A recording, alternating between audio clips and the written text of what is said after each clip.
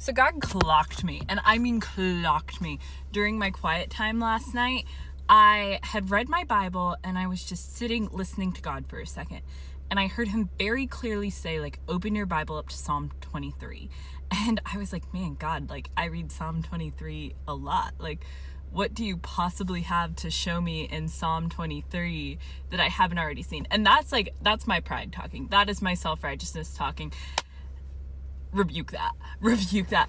But I opened my Bible to Psalm 23 and verse 2.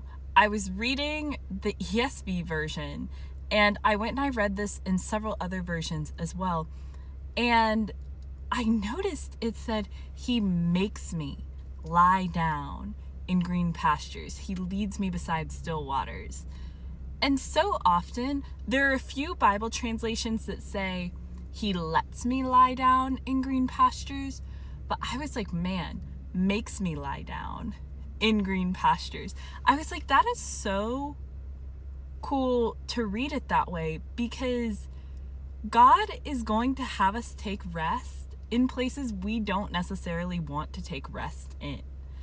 God is going to have us do things that are slower than we would like. God is a patient God. And God is the perfect parent. Like, think about how often as a kid you did not want to go to bed, but your parents made you go to bed because they knew that was what was good for you. And there's so often where I want to control my own rest, and I want to control where God has me rest. But there are going to be certain times of your life that are going to be more stagnant because God knows that you need rest.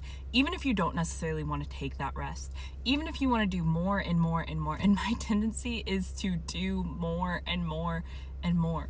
But God has the character of someone who is going to make you lie down and make you rest, because he cares about your good and your sanctification more than he cares about your feelings.